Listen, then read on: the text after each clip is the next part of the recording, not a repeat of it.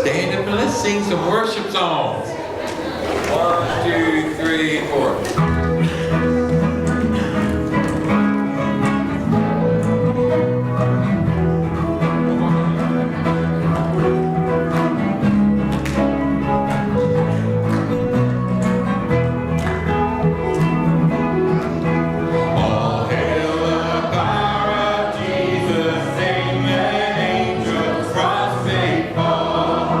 Bring forth the royal diadem and crown.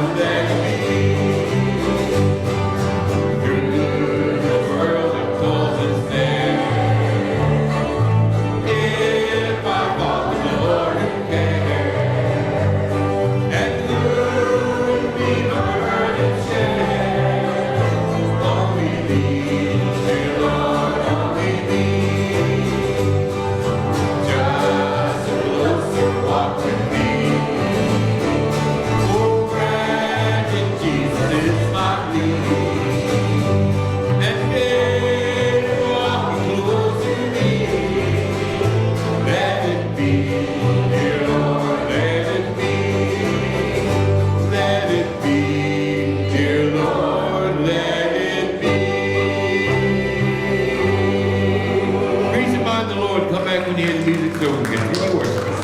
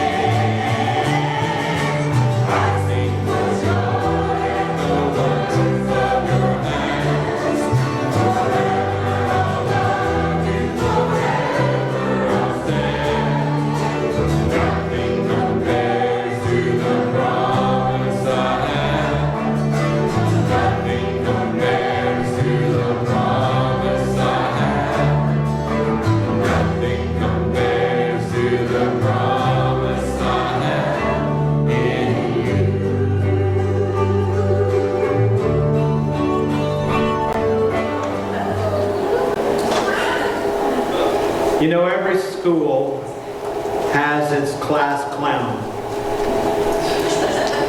Every government agency has its, maybe I shouldn't say. And every business has an employee who just doesn't take his job all that seriously.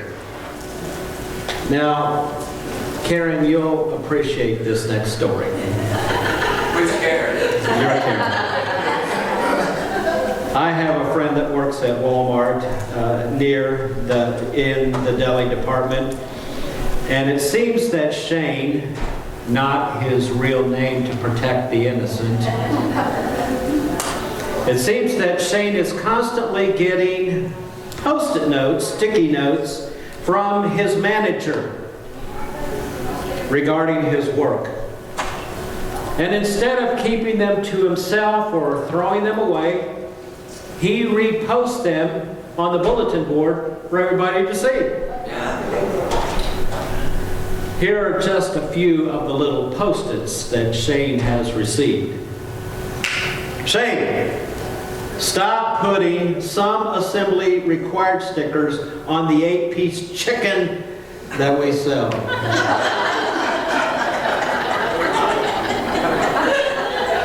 Shane, stop passing out free samples, because if you pass out free samples, they must come from the deli, not from electronics. Shane, when a customer asks where they may find a particular product, give them an aisle number, not directions to Food Lion. So, my question is why is Shane still working there? I have at times heard couples that get very involved in conversations where one takes more of a dominant role, trying to scold the other somehow into submission. And very often the other tends to resent or even tries their very best to resist anger so as to somehow not get into a big full-blown argument. But attitude and motive drives most all of these conversations. And it's not so much what is said, as you well know, but it is how it is stated. This morning, as we move into the next segment of our series study in 1 Peter, chapter 3, verses 1 through 7, we're going to listen as Peter gives to us some great insight with regard to what some have called, I don't call it really a bitter pill. I guess it depends on your own relationship with your spouse. But some would say this is a very interesting passage. Why? You're going to see in just a moment that most of what he speaks to, or who he speaks to, is to whom? The woman. Very little to the man. I didn't write it. He did. All right? Let's listen to what he says. Peter says, wives, in the same way be submissive to your husbands, so that if any of them do not believe the word, they may be won over without talk by the behavior of their wives. And when they see the purity and the reverence of your lives, your beauty should not come from outward adornment, such as braided hair and the wearing of gold jewelry and fine clothes. Instead, it should be that of your inner self, the unfading beauty of a gentle and quiet spirit, which is of great worth in God's sight. For this is the way the holy women of the past, who put their hope in God, used to make themselves beautiful. They were submissive to their own husbands, like Sarah, who obeyed Abraham and called him her master. You are her daughters, if you do what is right and do not give way to fear. Husbands, in the same way, be considerate as you live with your wives, and treat them with respect as the weaker partner and as heirs with you of the gracious gift of life, so that nothing will hinder your prayers. interesting passage of Scripture. At the time of this writing, Asia Minor was under Roman law. That simply meant that the women of this time were the equivalent, from a government perspective, the equivalent to cattle, meaning that they were owned by their men. The men were pretty much free to do as they wished without any kind of fear or recourse. Of course, if they did something really bad and was caught at it, there could be. But for the most part, men pretty much did as they so desired. Basically, the women really had no or very little say with regard to how she was treated. Conditions became worse, if you look at the front part of this passage. If she became a Christian and her husband did not, made for very difficult circumstances, almost intolerable. Now, in order to bring relevance and clarity to this passage, a couple of things must be pointed out. First, the parallel to this passage is found in Ephesians chapter 5, verses 22 through 33. We're not going to take time to read all that this morning, but this is something that I would encourage you to read if you want to look fully at what is disclosed and what is the responsibility of both husband and wife in their role as seen from God's perspective. So I think it's important that you would write that down and note that is the parallel to what Peter has given to us.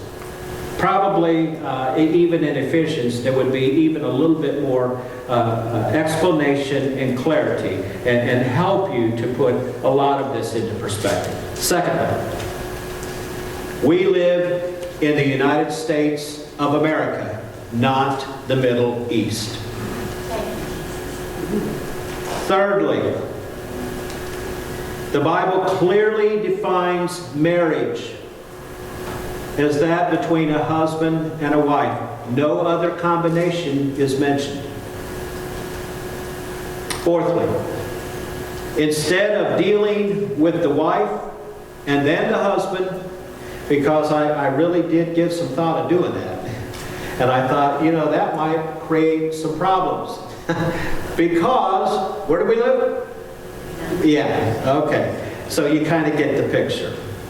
So I thought, instead of creating a problem, why not take the high road and keep this on a higher level with a little bit deeper understanding here and allow us to dissect this from a both-and perspective instead of a separate issue.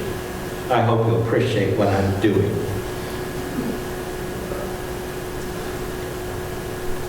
Fifthly, since we do live in America, let's take the highlight of what is being said here, and in Ephesians chapter 5, it's parallel, and let's see if we can find some foundational points that will be useful to us. And that's why I've combined all of this together, because I want this to be useful to you, and I want this to be a positive instead of really a negative. Instead of saying, don't do this or do that, let's avoid that. But let's get into the relevance that it has to you. And I want you to think about your own situation here and how this is applicable and the things that should be applicable to you. First, wives, love your husbands. Husbands, love your wives. One should not be any greater than the other. Mutual love should and must be shared, one to another.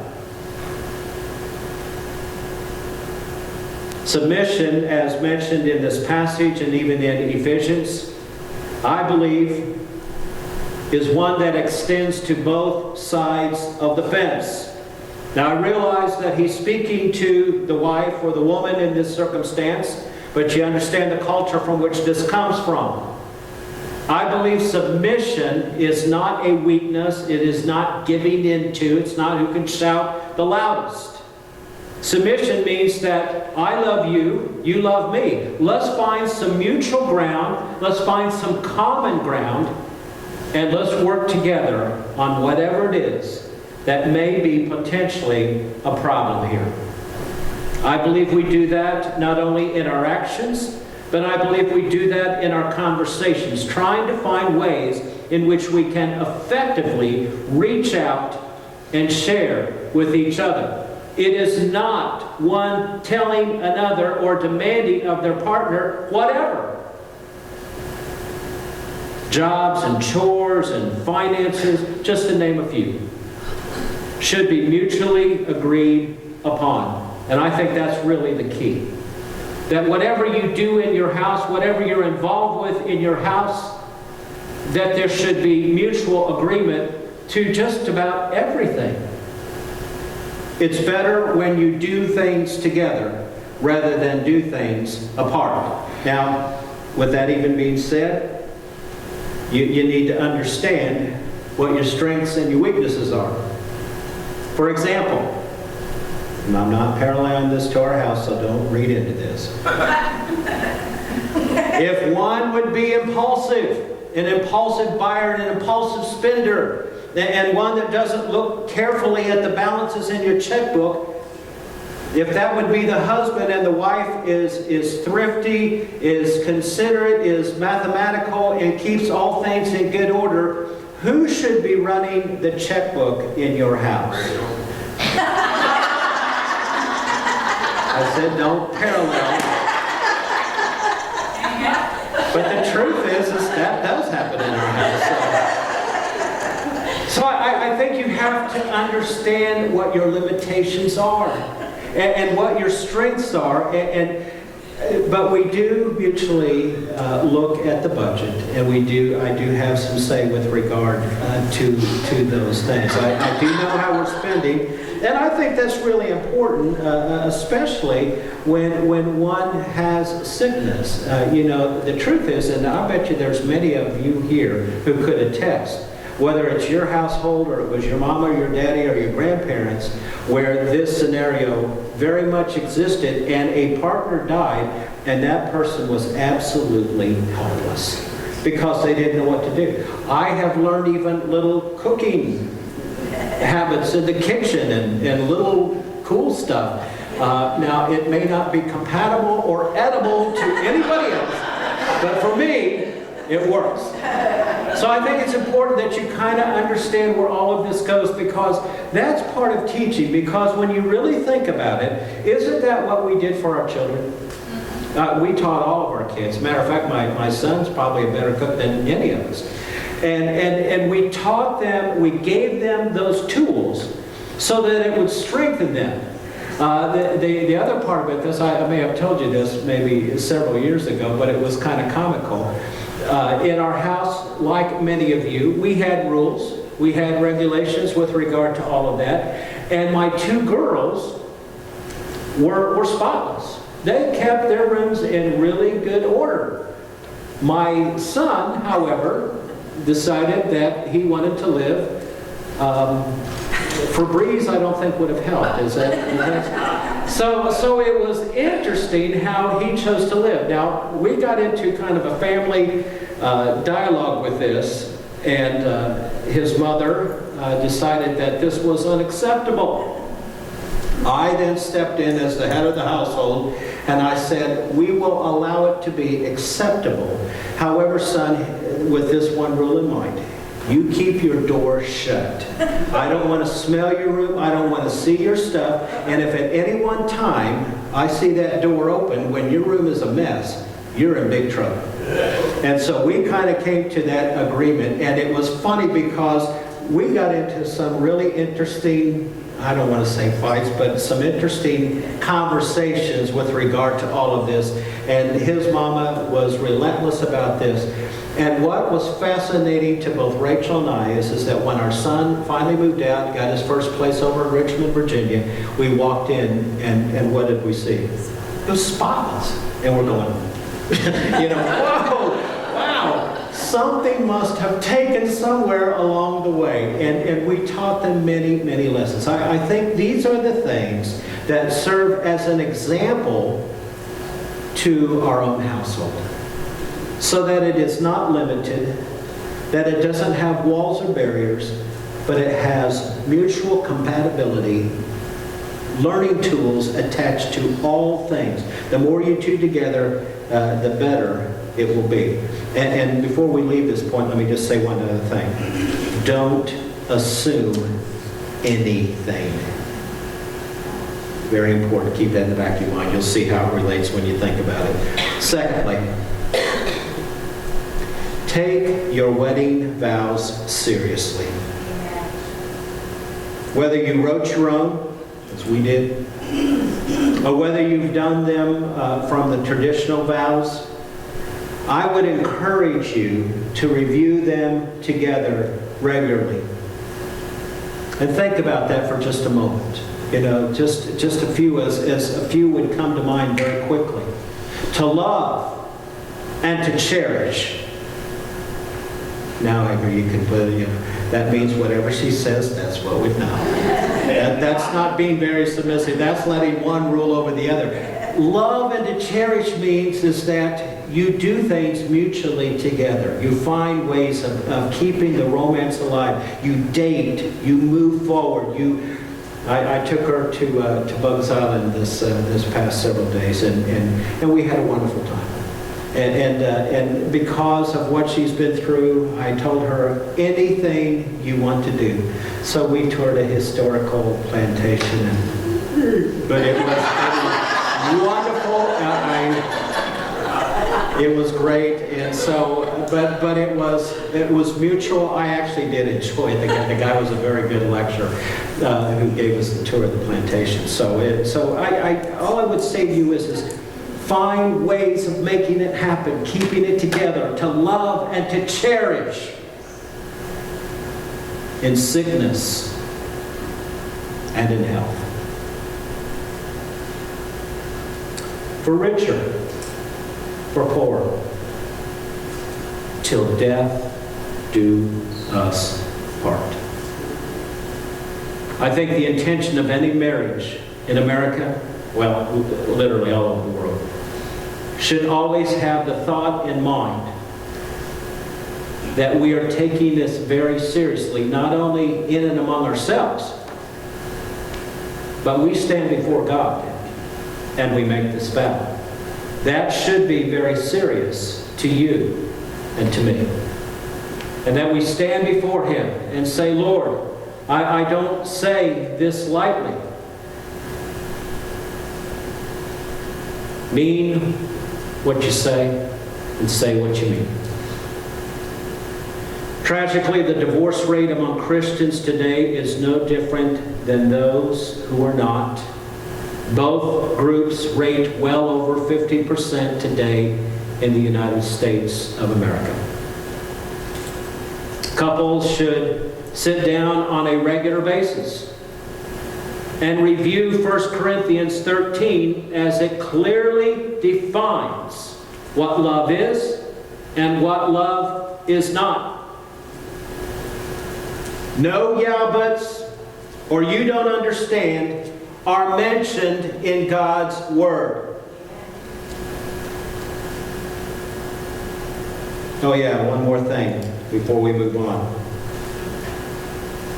Working at hospice and having a wife who has just been through major surgery, there is a reason why they call it pain management. You manage and you control pain before it manages you. Think of the parallel with regard to marriage. Not that marriage is a pain, but there are times when it can be a pain. And so you have to use a little bit of sense, a little bit of what the Saturday Night Live crew used to call strategery, kind of get it all together, move it forward, but have a purpose for doing what you do, keeping it under control. Because when you lose control, what happens to a marriage in America? It falls apart. I do not need to explain to you how so very, very important that concept and that idea is. Think of it in a different way, as Barney Fife used to say, just nip it in the bud.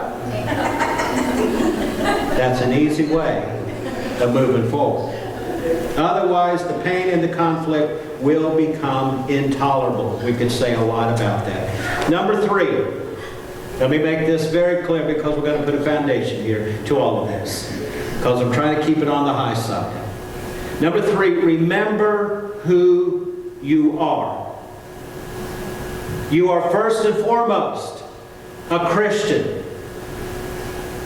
You are an ambassador for Christ. And in some ways, you represent your spouse and your families.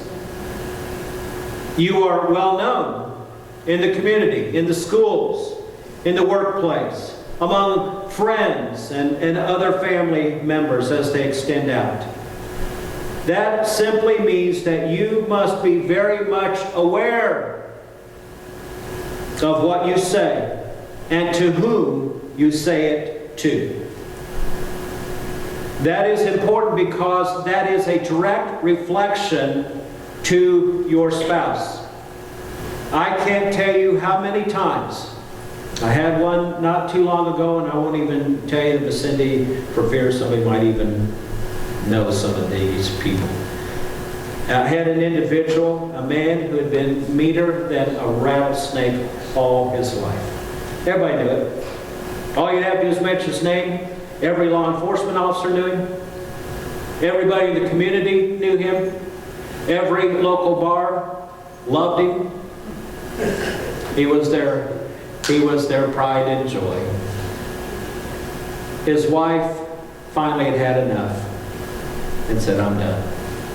The kids resented their father.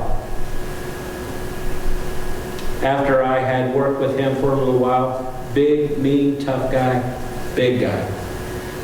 He had lost well over 100 pounds and had shriveled down to a medium-sized guy, about my size. And so you can imagine what kind of guy this was. He's a mountain of a guy. And he finally said, "You know, I've been a rascal all my life. Do you think God could ever forgive me?" I said, "God will forgive everybody." And he teared up, and that's what his desire was. Now to give his life to the Lord. Finally, after all these years. And then he turned to me and he said, do you think my wife and my kids would ever forgive me? And I said, "I don't know. I would have tendencies to say I doubt it." I go, you burned all your bridges along life's road. That was your choice. But God will forgive you. And no matter what happens here on this earth, God will embrace you and He will love you. But that has to be sincere and that has to come from your heart. And he realized even at that moment how much damage he had done. It's so very important that people realize that in the moment, in the heat of the moment, in the heat of whatever, we can get excited, we can say things, we say things that we don't mean, and almost like a judge who is instructing a jury, you will disregard that remark. How do you do that? How do you do that? That was a ploy by the defense to say, I want you to hear this, but I know he's going to tell you that this is not relevant. You already heard it. Is it relevant to the testimony or to the conviction? It's not supposed to be, but how do you dismiss it?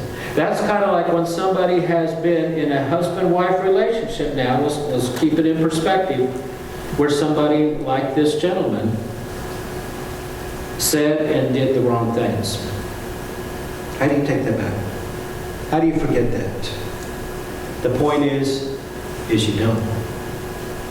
To forgive, to love. And how many times have we heard? You've seen enough TV shows. I saw it enough with Chief and everybody in law enforcement.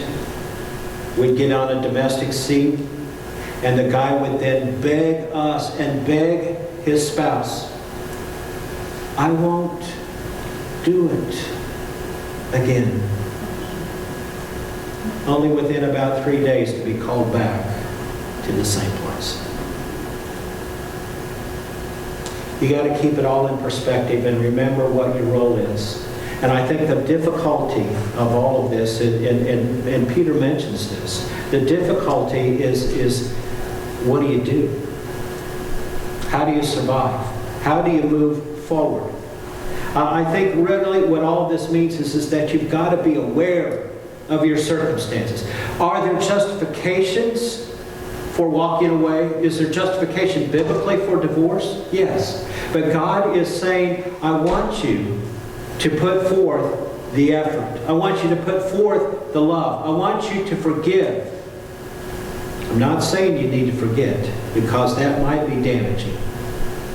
But do everything within your power, and then let me put my hand upon all of it. And let's see what we can do together. It is by the very things that you say and by the very things that you do.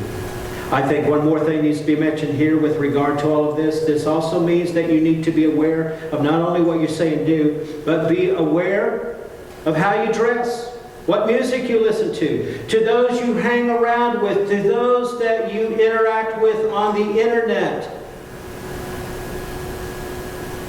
None of these things in and of themselves are wrong.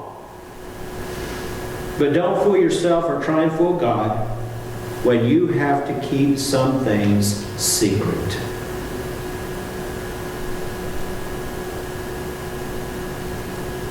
Look, being on the naughty and the nice list might score you some points with Santa, but it's not going to fly with the Lord.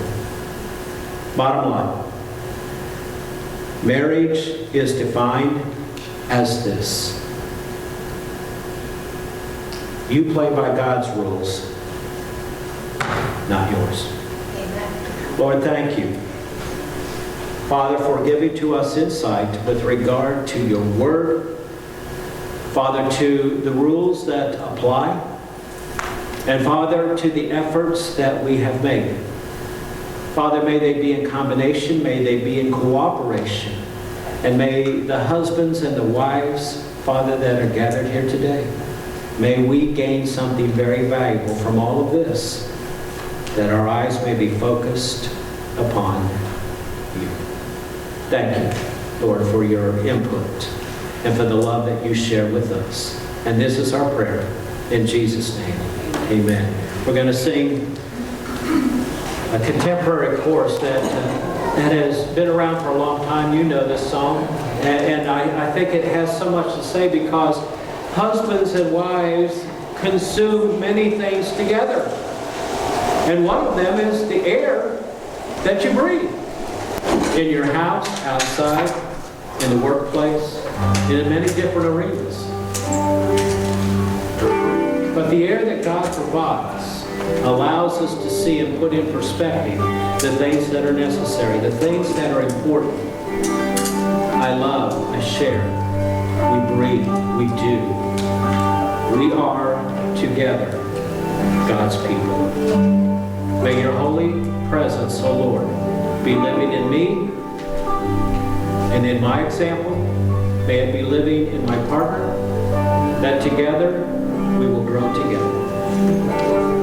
We're going to sing this beautiful contemporary chorus and allow God to do something very special in us together. Let's stand and sing. This is the air I breathe.